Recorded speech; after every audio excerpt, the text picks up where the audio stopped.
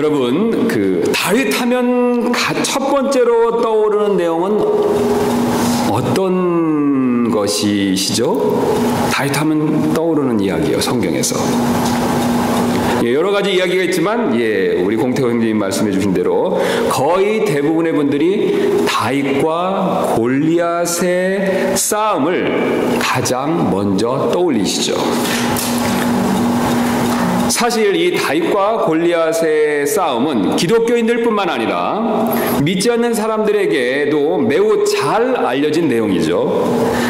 그래서 한 예로 이 타임지가 세계에서 가장 영향력 있는 100명 가운데 한 명으로 선정한 작가인 말콤 글래드웰이 쓴 책인 다윗과 골리앗의 그 책의 내용에 따르면요, 다윗과 골리앗의 싸움은 사실 세계에서 가장 유명한 이 전투 이야기라고 합니다. 그분이 조사를 해보니까 이 세상에서 전투가 여러 가지가 있었는데 그 중에 사람들에게 가장 잘 알려진 얘기 중에 하나, 그 중에서 가장 대표적으로 알려진 이야기가 바로 뭐냐면 다윗과 골리앗의 싸움이었다. 이런 내용들을 얘기한 적이 있었습니다.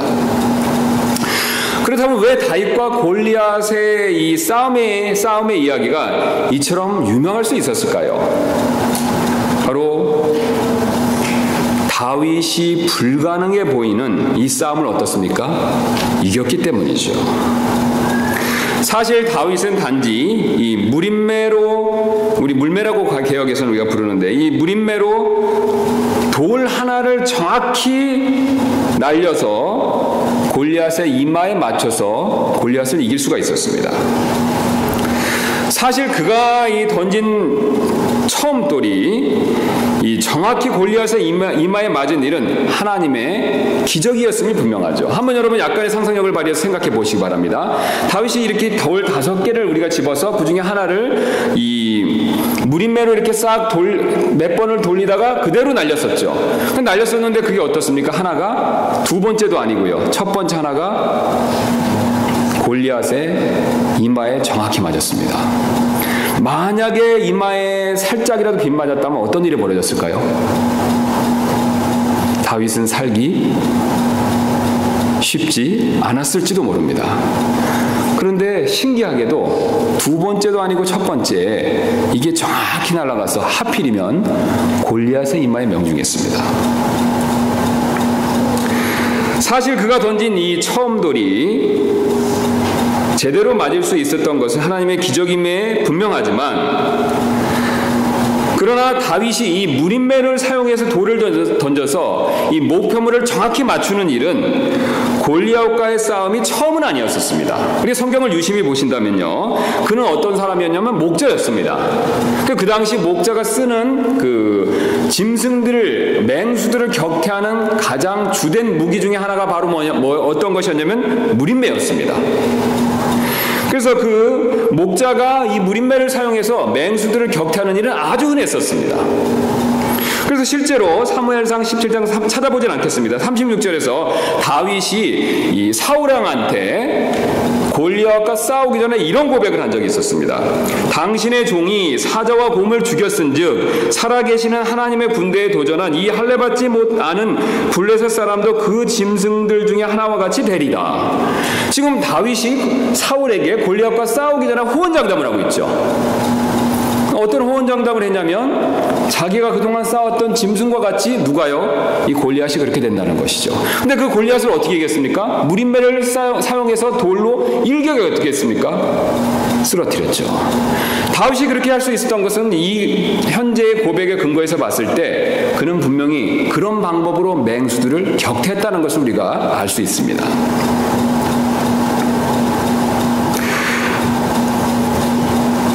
다윗은 평소에 무민매로 이 돌을 던져서 맹수를 격퇴하는 일을 흔히 해왔었고, 이 골리앗과의 싸움에서는 단지 대상이 바뀔 뿐이었습니다. 사실 그동안 다윗은요, 이 맹수들을 무림매로 돌을 사용해서 격퇴하는 일을 많이 했었죠.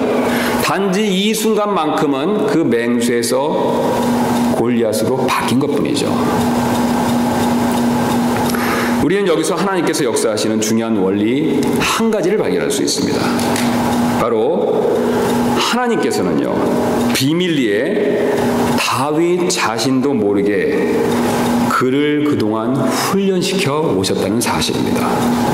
여러분 한번 잘 생각해 보시기 바랍니다. 다윗은 자기도 모르는 사이에 무림매를 사용해서 짐승들을 많이 격퇴했습니다.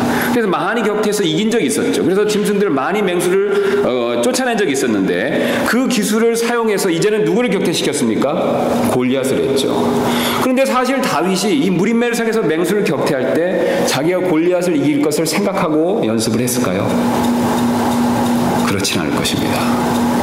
그러나 하나님의 시각에서는, 하나님의 입장에서는 다른 역사가 있었습니다. 하나님은 사실 다윗을 사용하기를 원하셨고 다윗을 사용하시기 위해서 골리앗을 격퇴시키는 일이 필요했습니다. 근데 골리앗을 격퇴시키는 일이 바로 어떤 것이었냐면 단 하나의 돌을 사용해서 그를 쓰러뜨리는 일이었습니다. 그 일을 위해서 하나님은 다윗에게 평소에 목자로서 무림매를 써서 맹수들을 격퇴시키는 훈련을 많이 시키신 것이죠. 여러분 한번 약간의 상상력을 발휘해 생각해 보시기 바랍니다. 하나님이 만약에 무림매를 써서 맹수를 격퇴시키는 일을 훈련 안 시키시고요, 우리 같이 전혀 경험이 없는 사람을 무림매를 써서 골리앗을 치라고 했을 때 어떤 일이 벌어지겠습니까? 이렇게 해서 했는데 이 돌이요 반대로 날아갈 수도 있겠죠. 뒤로 해서.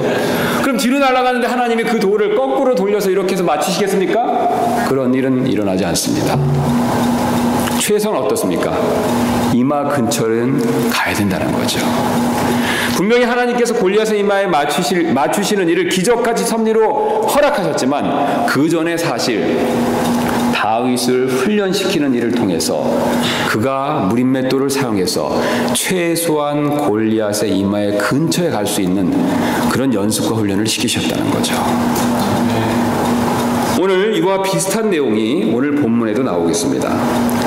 바로 하나님께서는요, 다윗처럼 오늘 모세도 파라오에 맞서게 하시기 위해서 그를 미디안 광야에서 40년 동안 훈련시키고 계십니다.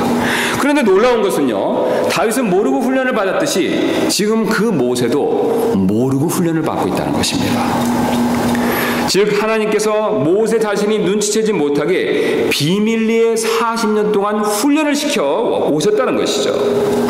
그래서 우리가 다시 한번 본문을 가시면요, 2장 15절까지 말씀을 보시면 우리가 어떻습니까? 지난번에 살펴본 대로 모세가 스스로 나서서 이스라엘의 구원자가 되려다가 어떻게 됐습니까? 실패했습니다. 하나님의 때가 아니었었고요, 하나님 앞에서 쓰일 수 있는 아직 그릇으로 준비되지 않았기 때문이었었죠. 그래서 그는 구출자가 되는 대신 살인자가 되고 도망자가 돼서 미디안 땅으로 왔습니다.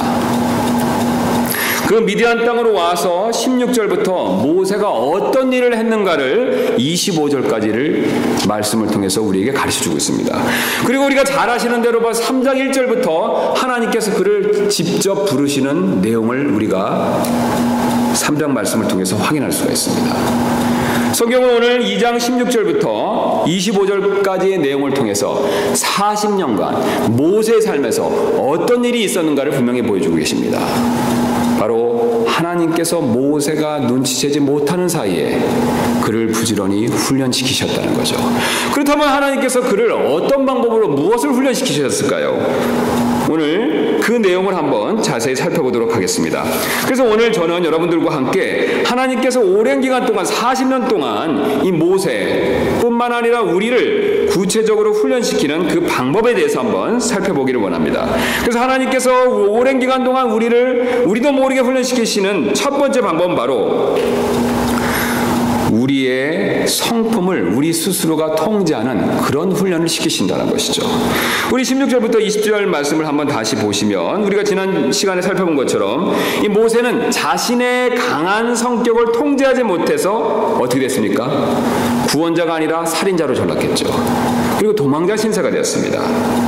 그래서 자신이 이집트의 감독관을 죽인 일이 탄로나자 파라오에게 그것이 들통나자 그는 어떻게 했습니까?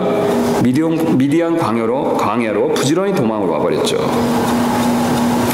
결국 모세는 이 자신의 성격을 잘 통제 통제하지 못해서 자신이 원했던 결과와는 정반대의 결과만을 얻게 되었을 뿐이라는 것입니다. 한번 모세 입장에서 생각해 보시기 바랍니다. 저를 보시면 모세가 이집트의 왕자로서 이집트에 있었습니다. 그는 가장 높은 곳에 있었죠. 성경은 그가 얼마나 시간이 걸려서 미디안으로 갔는지에 대해서 침묵하고 있지만 한 달이나 두 달 아니면 그거보다 더 짧게 어쨌든 일정 시간이 걸려서 그는 미디안 광야에 도착했을 것입니다.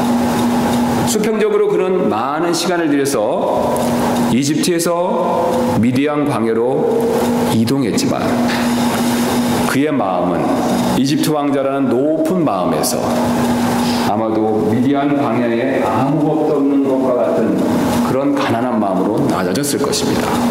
여러분, 이 모세가 이집트에서 미디안 광야로 여행하는 동안 무엇을 생각했을까 한번 상상해 보시기 바랍니다. 그가 처음과 같이 우쭐한 마음으로 계속해서 그렇게 갔을까요? 그렇지는 않을 것입니다. 그의 마음에 뭔가 깨달음과 변화가 있었겠죠. 성경은 그 내용을 우리에게 가르쳐주고 있습니다. 그는 결국은 이 모든 일이 자신의 통제되지 않는 성품 탓인 것을 깨닫게 되었습니다. 그래서 자신의 성품을 통제하는 것이 중요하다는 것을 알게 되었다는 뜻이 되겠습니다.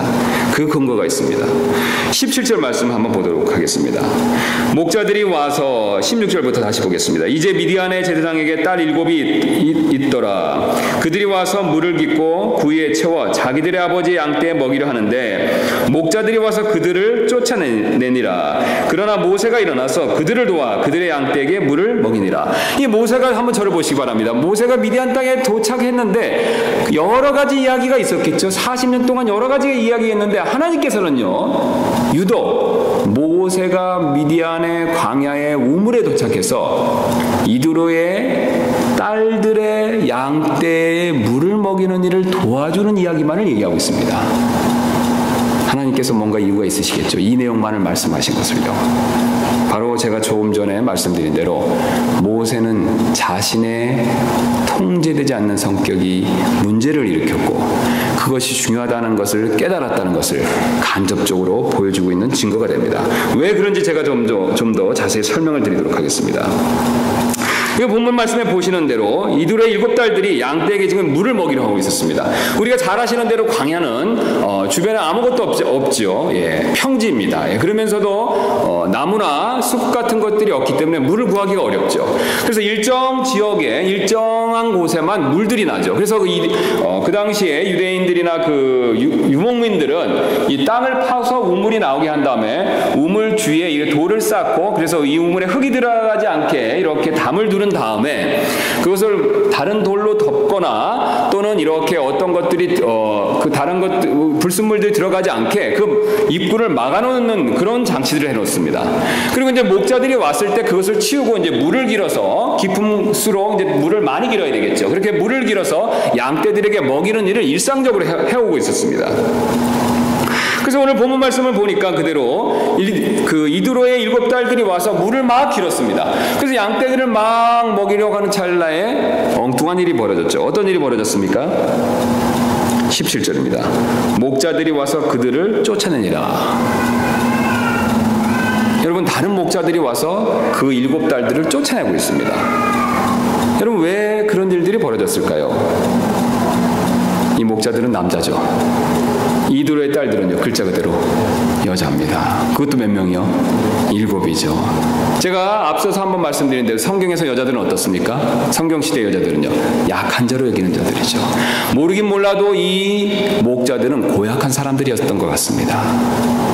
그리고 더 고약했던 내용은 사실 이 사람들은 반복적으로 이드로의 7딸들이 물을 길어서 양떼를 먹이려 하려는 찰나에 거의 그때 매번 맞춰와서 그 물을 빼앗아서 대신 자신들의 양떼들을 먹이는 것을 본문은 우리에게 가르쳐주고 있습니다. 그래서 그 근거로 18절 말씀 보겠습니다. 그들이 자기들의 아버지 르우엘에게 이르렀을 때 그가 이르되 너희가 어떻게 오늘은 이같이 빨리 돌아왔느냐? 흥미롭지 않습니까? 이게 무엇을 보여주고 있습니까? 이드로가 자신들의 딸들이 보통 때보다는 어떻습니까? 빨리 왔다는 거죠. 지금 왜 빨리 올 수 있었습니까? 모세가 도와줬죠. 그럼 모세가 도와주지 않는 상황에서는요, 항상 거의 빼앗겨서 물을 못 먹이고, 이 목자들이 자신들의 물들을 빼앗아서 먹이고 나서 물을 먹이고 왔다는 것을 보여주고 있죠. 여러분, 이런 이드로의 딸들이 불합리하고 어려운 일을 당하는 상황에서 오늘 모세는 또다시 행동을 개시하기 시작했습니다. 모세는 이런 목자들의 행동을 보고 이드로의 딸들을 도와준 것이죠. 여기서 우리는 모세의 성격을 엿볼 수 있습니다. 그는 어떻습니까? 어떤 사람들이 압제를 당하는 것을 봤을 때 그것에 대해서 적극적으로 행동하는 정의감을 갖는 사람이라는 것을 확인할 수가 있습니다. 이집트에서 어떤 일이 벌어졌습니까? 히브리인이 억압받고 압제당하는 것을 봤을 때 어떻습니까? 그는 즉시 행동으로 나섰죠. 똑같은 상황이 미디안 광야에서 벌어지고 있을 때 그는 역시 또한 즉시로 나섰습니다. 더 놀라운 것은요, 그가 혼자서 여러 목자들을 상대했다는 겁니다. 그것은 무엇을 보여주고 있습니까? 그는 쉽게 겁을 먹는 사람이 아니었다는 거죠. 게다가 모세는 자신이 잘 모르는 사람조차 도와주려고 하는 아주 관대한 사람이었다는 것을 간접적으로 보여주고 있습니다. 지금 이집트에 있었을 때 그 히브리 사람, 매를 맞고 어려움 가운데 있는 히브리 사람을 모세는 직접적으로 알았다라고 성경은 그렇게 말씀하고 있지 않습니다. 아마도 모르는 사람이었을 것입니다. 그런데 이드로의 딸들은 어떻습니까? 장차 물론 자신의 아내가 될 사람이지만요, 이 시점에서는요, 알지 못하는 사람이었죠. 모세는 바로 현 시대 이런 사람이겠죠. 우리가 모르고 우리가 우연히 이렇게 길을 걸어가고 있는데 어떤 사람이 어려움을 당합니다. 다른 사람들한테 곤란한 일을 당하는 것이죠. 강도를 당하거나 매를 맞거나 폭력을 당하는 것을 보는 것이죠. 그랬을 때 우리 대부분은 어떻습니까? 두 가지 방법을 선택할 수 있죠. 모르는 척하고 갈 수도 있습니다. 아니면 적극적으로 나설 수도 있죠. 지금이야 전화해서 경찰을 부르면 쉽게 해결되지만 그 당시엔 도와준다는 일은 쉬운 일이 아니었습니다. 그런데 모세는 적극적으로 나서서 그들을 도와주었죠. 여기서 우리는 기본적으로 모세의 성격은 이집트에 있을 때와 현재와 변하지 않았다는 것을 확실히 알 수가 있습니다. 그러나 모세는 한 가지 변한 면이 있었습니다. 그의 기본적인 성격은 변화가 없었지만요, 그의 행동에 있어서는 한 가지 차이가 있었습니다. 바로 어떤 차이가 있었냐면, 그는 이번에는 이집트에 있을 때와는 다르게 폭력을 행사하지 않았다는 것입니다. 그는 이집트에 있었을 때 억압받는 사람을 보고 그 사람을 구출하기 위해서 격분한 마음에 폭력을 행사했지만, 그는 똑같은 상황에서 이번 순간만큼은 폭력을 사용하지 않았습니다. 성경은 그가 어떤 물리적인 행동을 했다라는 것을 보여주고 있지 않죠. 그는 단지 이드로의 딸들을 도와서 그 목자들을 물리치고 그 다음에 양떼에 물을 먹였다라는 것을 보여주고 있습니다. 여러분, 여기서 모세가 한 가지 변한 것을 우리는 발견할 수가 있습니다. 그는 자신의 격한 행동, 격한 감정으로 인한 격한 행동을 어느 정도 자제했다는 것을 우리에게 가르쳐준다는 것이죠. 여러분, 모세 입장에서 한번 생각해 보시기 바랍니다. 모세가 이제 드디어 나중에 이드로의 시보라와 결혼을 합니다. 그 뒤에 이제 이드로의 사위가 되고 목자 일을 계속합니다. 그 목자 일을 계속할 때 성경은 재밌게도 그가 오늘 이번 사건으로 마주친 목자들과 계속해서 또다시 부딪혔다는 내용을 얘기하고 있지 않습니다. 모세의 성격상 부딪힐 수도 있었지만 성경은 부딪혔다는 내용에 대해서 침묵한다는 것이죠. 그것은 무엇을 보여주고 있냐면, 모세는 분명히 자신의 격한 성품, 격하게 노하는 그런 성질을 어느 정도 통제하고 있었다는 것이죠. 그는 이렇게 자신의 성품을 통제하는 훈련을 목자 일을 하면서 하나님께로부터 40년간을 배워오고 있었습니다. 그래서 그가 40년이 지나서 80살이 되었을 때, 그리고 이스라엘의 200만 명의 백성들을 인도했을 때 하나님께서는 그에 대해서 이런 평가를 내리셨죠. 그는 온 지면에서 가장 온유한 자다. 그의 성격 자체가 변한 것이 아닙니다. 제가 지난번에 설명드린 대로 그의 성품 자체는 절대로 변한 것이 아니지만 그는 자신의 이 격한 성격을 통제하는 통제력과 절제력이 생겼다는 것이죠. 그가 어떻게 그것이 생길 수 있었습니까? 오늘 하나님께서 그것을 우리에게 가르쳐주고 계십니다. 40년간 목자일을 하면서 미디안 광야에서 그는 자신을 절제하는 그런 훈련을 받았다는 것을 우리에게 알려주고 계십니다. 하나님께서는 자신의 통제되지 않는 성품 때문에 이집트에서 실패한 모세를 지금 미디안 광야에서 훈련시키고 계신 것이죠. 때때로 하나님께서 우리 자신의 통제되지 않는 성품을 훈련시키기 위해서 우리를 모세처럼 인생의 광야로 보내실 때가 있습니다. 여러분도 그런 경험이 있으시죠? 자신의 어떤 격한 성품이나 성질 때문에 그것을 잘 통제하지 못해서 실수를 해서 뜻하지 않는 어려움과 곤란함을 겪으신 적이 있으실지도 모르겠습니다. 그런 어려움을 겪었을 때 사실 하나님께서는 우리가 우리 자신의 성품과 성질을 통제할 수 있도록 훈련시키고 계신다라고 오늘 우리에게 알려주고 계십니다. 모세를 훈련시키셨던 그 하나님이 동일한 원리와 방법으로 우리를 훈련시키고 계십니다. 많은 분들이 어떤 어려움을 당했을 때 하나님을 원망할 때가 많이 있습니다. 그러나 오늘 하나님께서는 오늘 우리에게 이렇게 대답해 주고 계십니다. 그 많은 어려움 가운데 주된 이유 중에 하나는 우리 자신의 통제되지 않는 성품이나 성질, 기질 때문이었다라고 우리에게 알려주고 계십니다. 그것을 통제하고 절제해야만 하나님께 귀하게 쓰임받을 수 있다는 것을 우리에게 알려주고 계십니다.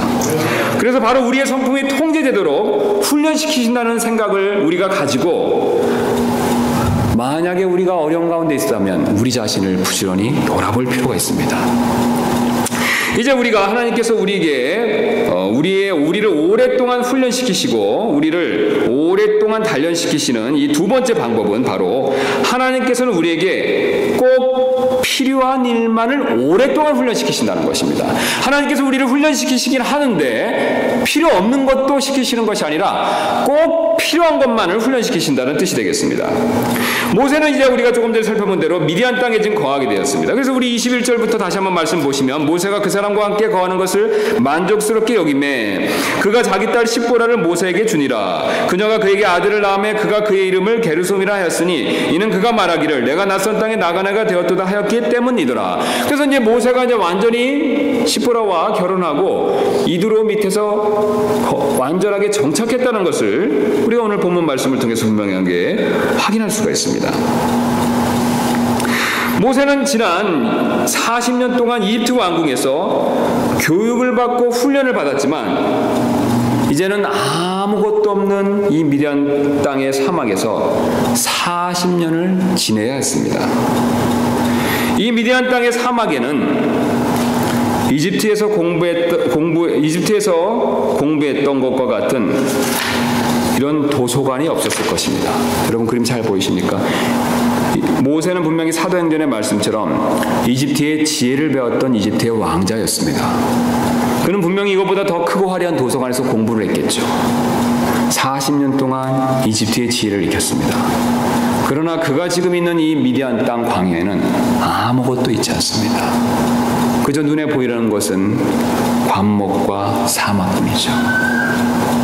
40년 동안 많은 것을 배운 모세가 이제는 광야에서 그저 관목과 사막만을 바라보아야 되는 그런 환경에 놓였다는 것이죠.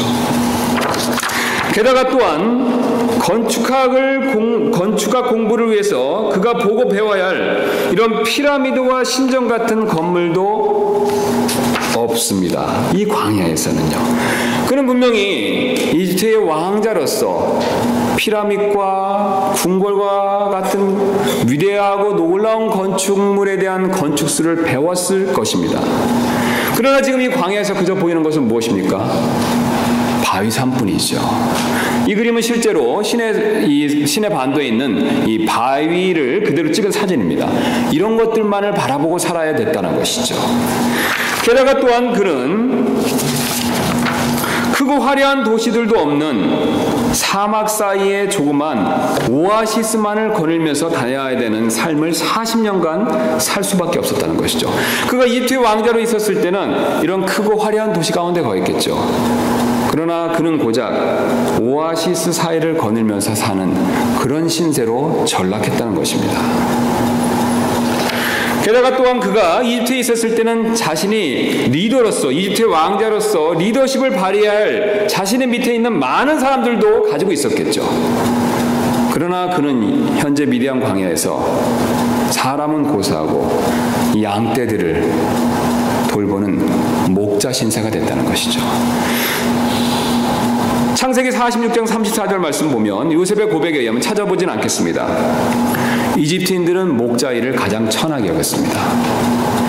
이집트에서 가장 높은 지위에 있었던 이 모세가 지금은 이집트의 기준으로 가장 천한 직장인, 천한 일은 목자 일을 하면서 40년 동안 광야에 있었다는 것이죠. 매일 장인의 양떼를 데리고 오아시스를 거닐면서 이런 바위산들을 거닐고 다녔을 뿐이라는 것입니다. 한번 모세 입장에서 생각해 보시기 바랍니다. 40년 동안 배웠던 그 지식과 지혜는 어떻습니까? 거의 다 잊고 까먹었겠죠. 그저 눈앞에 펼쳐지는 것은 무엇입니까? 사막과 관목과 바위산과 오아시스와 양떼뿐이라는 것이죠.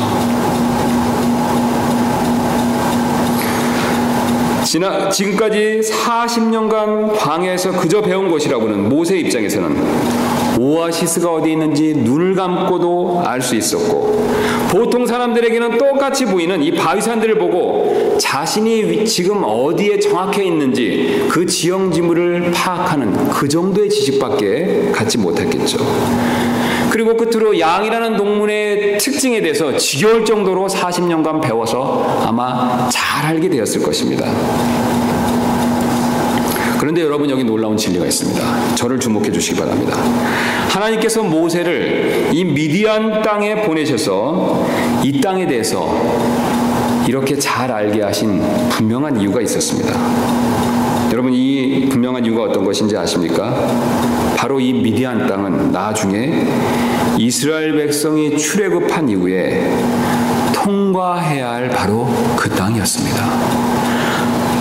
이 미디안 족속은 아브라함이 사라가 죽은 후에 취한 아내 그두라 사이에 낳은 아들 이 미디안의 후손들입니다. 그래서 그의 후손들은 요단강 동편과 사해 아라비아 남부 지역에서 이렇게 정착해 살다가요, 그 다음에 모세 시대에는 그 세가 확대돼서 시내반도와 남부와 동부까지 이렇게 점령하는 그런 세가 확장 가운데 있었습니다. 그래서 이제 보통은 이 미디안 족속들이 이 밑에 살다가요, 세가 확장돼서 이 시내반도까지 차지하면서 살았다는 것이죠. 그런데 지금 모세는 이 시내산 이곳에 있습니다. 성경 이것을 호렙산이라고 부르죠. 그런데 하나님께서는 모세를 미디안 광야, 특별히 이 시내산 주변에 이미 보내셔서 이곳에서 40년간 지형 지물을 지겨울 정도로 잘 알도록 그렇게 훈련시키셨다는 것입니다. 그런데 놀라운 사실은요, 40년이 지나서 이스라엘 백성들이 출애굽해서 광야를 통과하고 거했던 곳이 바로 모세가 거했던 미디안 땅입니다. 여러분, 한번 잘 생각해 보시기 바랍니다. 200만 명을 데리고 인도에서 나왔습니다. 근데 200만 명이 사람이 살 수 없는 사막 지역으로 들어갔다는 것이죠. 근데 그 사막 지역의 지형에 대해서 인도자가 아무것도 모릅니다. 초행길로서 전혀 그것에 대한 정보가 없다는 것이죠. 그럼 그런 상황에서 200만 명을 인도하면 어떤 일이 벌어지겠습니까? 큰 불만과 불평과 혼란이 일어나겠죠. 이스라엘 백성들의 특징이 어떤 특징을 가지고 있습니까? 그들은 불평과 불만을 잘하는 사람들이죠. 하나님께서 모세를 통해서 인도하시는 와중에서도 어떻습니까? 그들은 불평과 불만이 많았습니다. 그런데 모세가요, 이곳에서 미리 하나님의 40년 동안 지형지물을 익히는 훈련을 받지 않고 그런 훈련 없이 처음 이스라엘 백성과 같이 인도함을 받았다면 어떤 일이 벌어졌겠습니까? 이스라엘 백성들로부터 한없는 원망과 불평을 들었겠죠. 오늘 지난번에 우리가 수련회를 같이 갔습니다. 근데 수련회를 갔는데 우리가 만약에 내년에 다른 장소로 가게 되는데, 제가 이제 목회자로서 다른 장소로 가게 되고 그곳을 정했고 그것에 대해서 알아야 되는데, 다른 분들과 같이 똑같이 몰라서 처음 가는 길로 같이 갔다라고 생각해 보시기 바랍니다. 어떤 일이 벌어지겠습니까? 가는 길부터 헤매겠죠.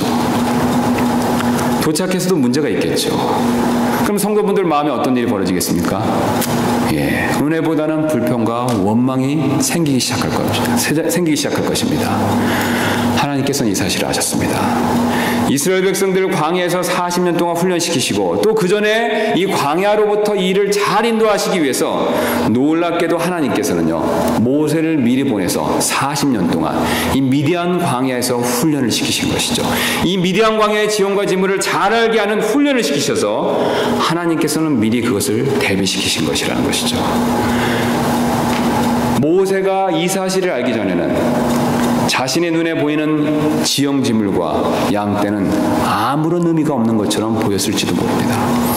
그러나 40년 뒤를 생각하신 하나님의 입장에서는요, 미디안 땅에 있는 나무 하나, 풀뿌리 하나, 오아시스의 위치 하나가 이스라엘 백성들에게 너무 중요한 정보였고 내용이었기 때문에 하나님께서는 그를 미리 보내서 훈련을 시키셨다는 것이죠. 사실 여러분, 우리도 마찬가지입니다. 모세를 쓰셨던 하나님께서 우리를 쓰시기를 원하십니다. 그래서 지금 내 눈에는요, 아무것도 아닌 일들을, 그런 일들이 가정이나 직장이나 교회에서 맡기실 때가 있습니다. 그래서 모세가 광야에 있는 풀뿌리나 나무나 바위산이나 양떼를 봤을 때 아무것도 아닌 것 같고 의미가 없는 것 같았지만, 사실 하나님 편에는 의미가 있었듯이 사실 하나님께서 동일한 방법으로 우리 삶에서 내 눈에 보기에는 아무것도 아닌 것 같지만 사실은 하나님께서 어떤 섭리와 계획을 위해서 우리에게 미리 훈련시키시는 그런 훈련의 내용일 수도 있다는 뜻이 되겠습니다. 사실 한번 요셉을 생각해 보시기 바랍니다. 우리는 이미 요셉의 이야기를 잘 알고 있습니다. 그가 13년 동안 훈련을 받았는데 17살에 노예로 팔려와서 30살이 될 때까지 14년 동안 훈련을 받았습니다. 근데 그가 총리가 되기 전에 14년 동안 훈련받은 일이 무엇입니까? 집에서 청지기 일을 했었죠. 감옥에서 간수를 대신한 청지기 일을 했습니다. 집에서 청지기 일을 하는 것, 감옥에서 간수 일을 대신하는 것, 아무런 의미가 없어 보였죠.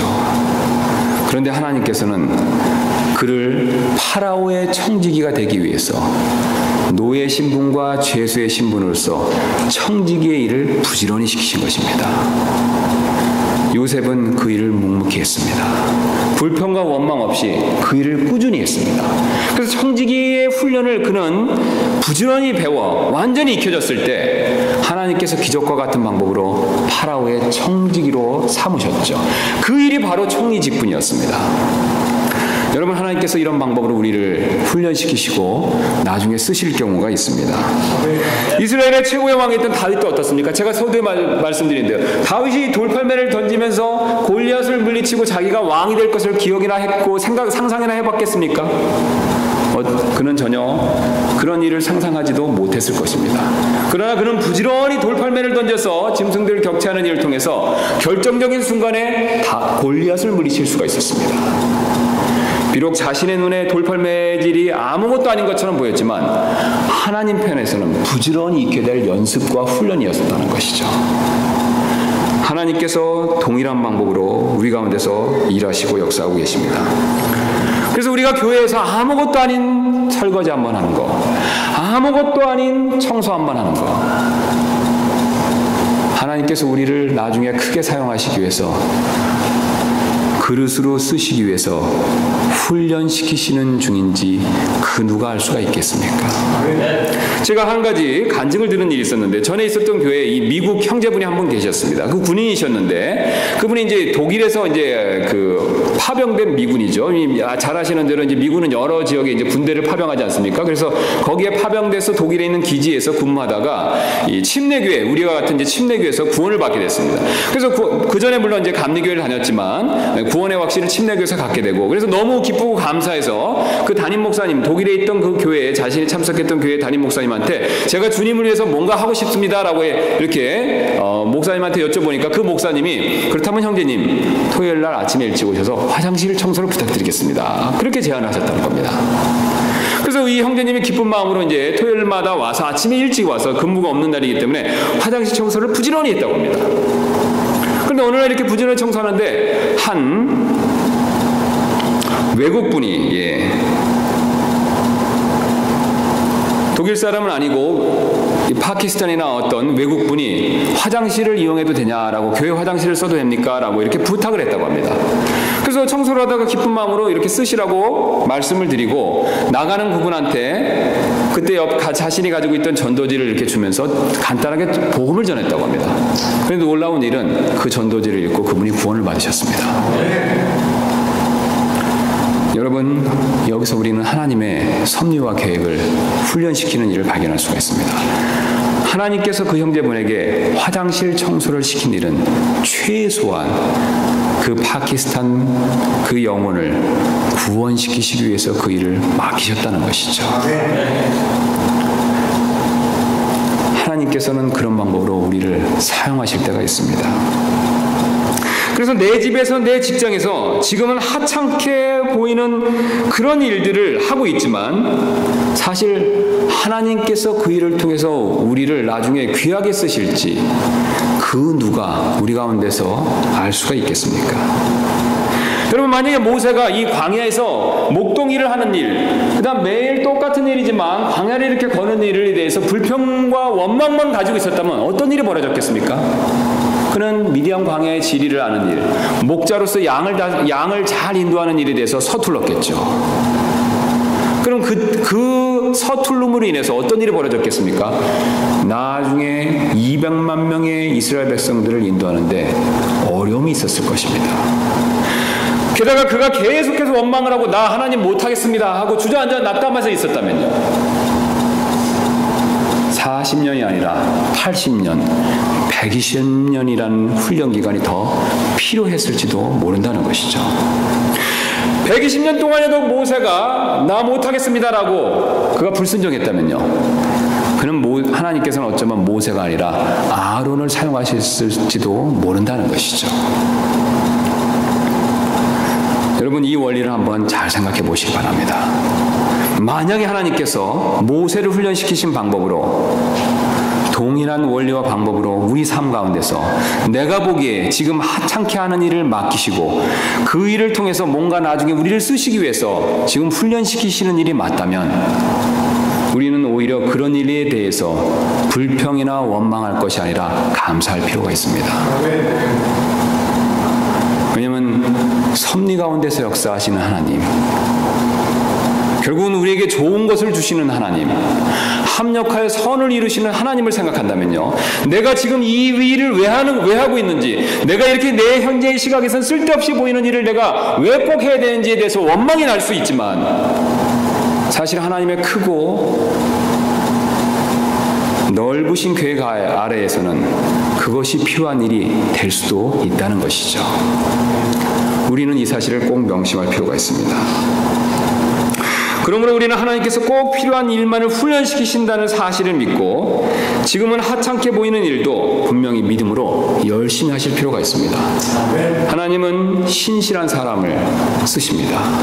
하나님은 하찮게 보이는 일이라도 믿음으로 하시는 사람을 쓰십니다.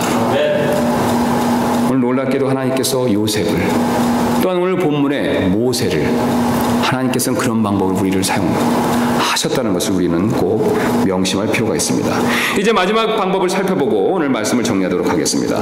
하나님께서 오랜 기간 동안 우리를 훈련시키시는 마지막 방법은 바로 후퇴와 복구의 방법으로 오랫동안 우리를 훈련시키신다는 사실이 되겠습니다. 지금 모세는 이집트에서 후퇴해서 미디안 광야에 있다가 결국 우리가 아시는 대로 40년 뒤에 어떻게 됐습니까? 이집트로 복귀했죠. 사실 하나님께서는요, 우리가 가진 어떤 좋은 위치에 있다가 거기서 어떤 우리의 훈련의 필요성으로 인해서 우리 현재보다 못한 장소로 이렇게 후퇴시키실 때가 있습니다. 패배가 아니라 후퇴시키실 때가 있다는 것이죠. 그래서 우리를 후퇴시키고 일정 기간 훈련을 시키신 다음에 다시 옛날의 장소로 또는 그것 이상의 자리로 우리를 복귀시키는 방법을 주로 많이 사용하신다는 뜻이 되겠습니다. 이처럼 하나님께서 후퇴와 복구의 방법으로 훈련시키는 이 원리는요, 믿음의 조상인 아브라함에게도 분명하게 많이 나타났던 방법이 되었습니다. 그래서 제가 간단하게 이제 여기 나와 있는 이 지도를 보여드리면, 우리가 아시는 대로 이 성경을 연구하시는데 이 관심이 있으신 분들은 지도를 보신 적이 있으실 것입니다. 그런데 이렇게 성경을 연구해 보시면요, 아브라함이 한 곳에 가만히 있지 않았습니다. 가나안 땅에 거했지만요, 우리가 아시는 대로 어떻습니까? 왔다 갔다 했죠. 한 곳에 머물지 않고 가나안 땅 전체에 머물렀지만 왔다 갔다 했습니다. 그런데 이 왔다 갔다에는 패턴이 있습니다.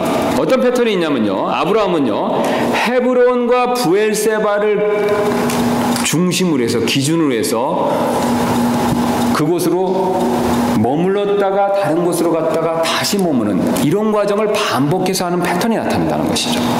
사실 헤브론과 브엘세바는 아브라함의 신앙에 있어서 중요한 위치에 해당하는 그런 장소가 됩니다. 그래서 그 중요한 위치에 해당하는 장소에 있다가 하나님이 어떤 훈련을 시키실 목적이 있다면요, 다른 곳으로 이동을 시키십니다. 그래서 거기서 일정 기간 훈련을 받고 나면 다시 헤브론이나 브엘세바에 복귀시키신다는 것이죠.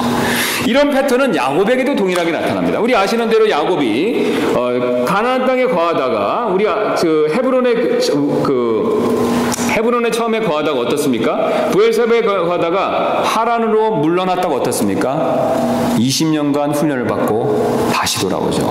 근데 다시 돌아올 때, 출발과 다시 돌아올 때 기준점이 있었습니다. 바로 어디냐면 베델이었습니다.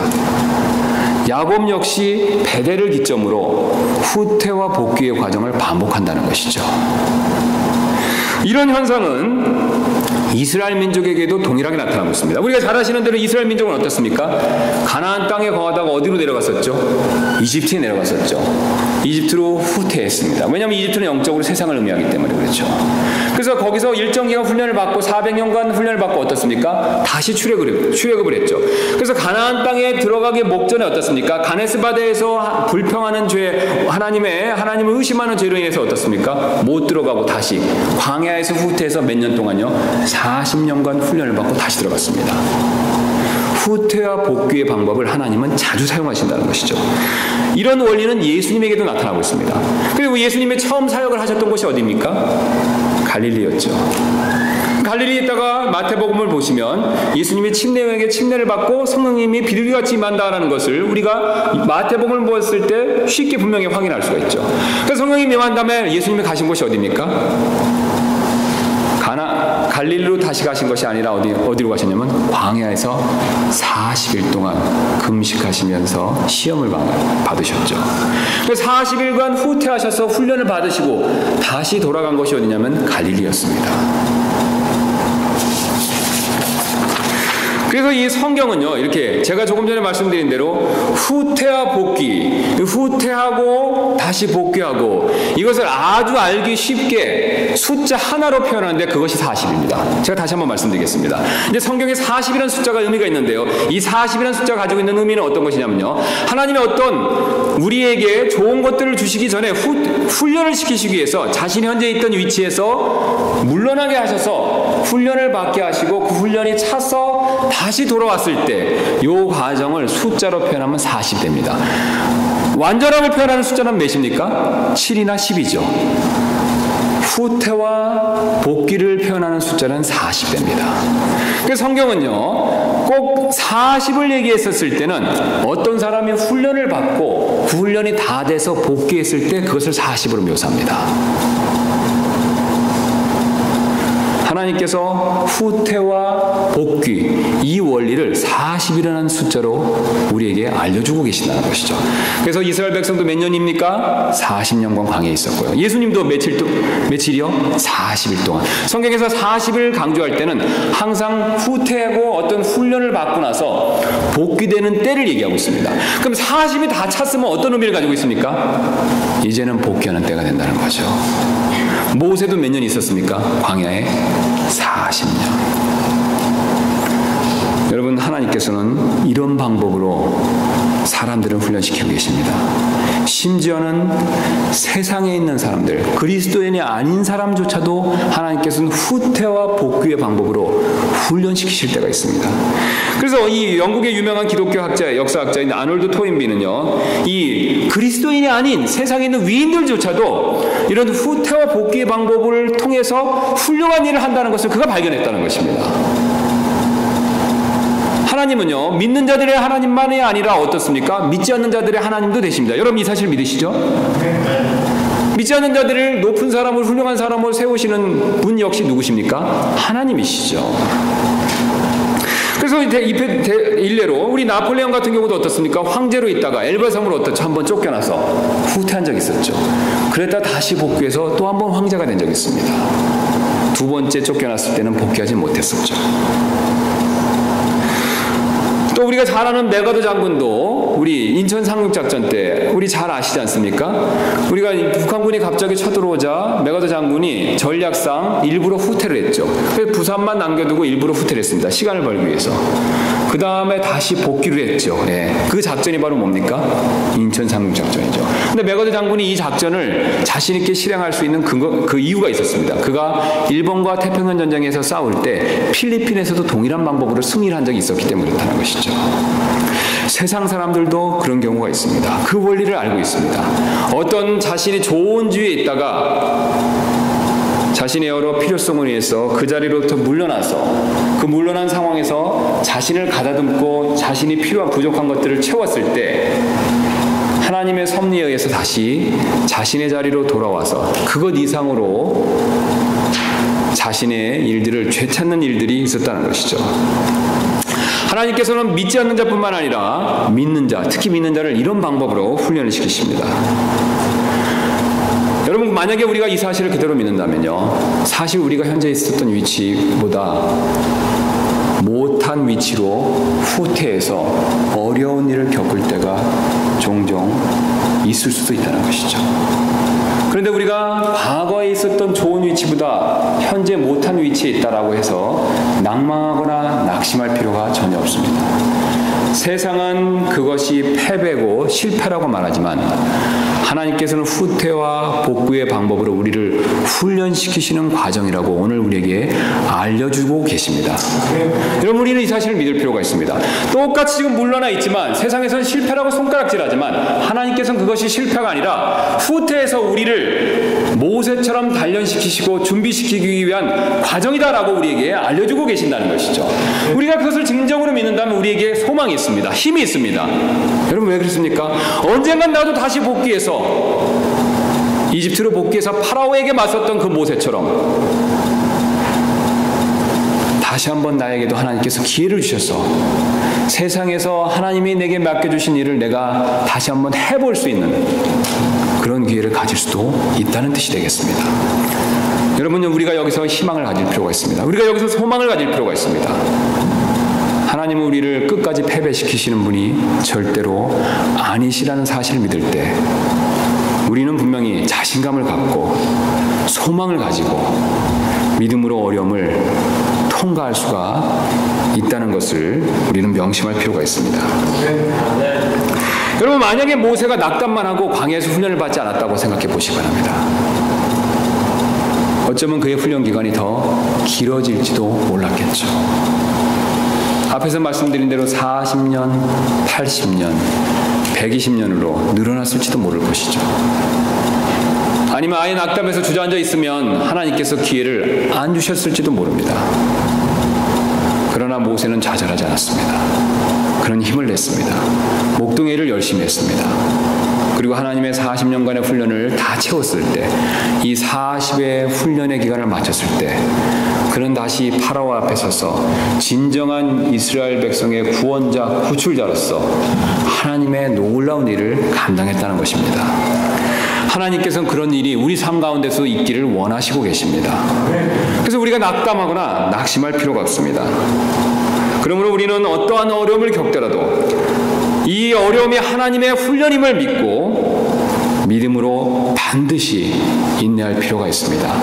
이렇게 인내하시는 여러분과 제가 되시기를 주님의 이름으로 축원합니다.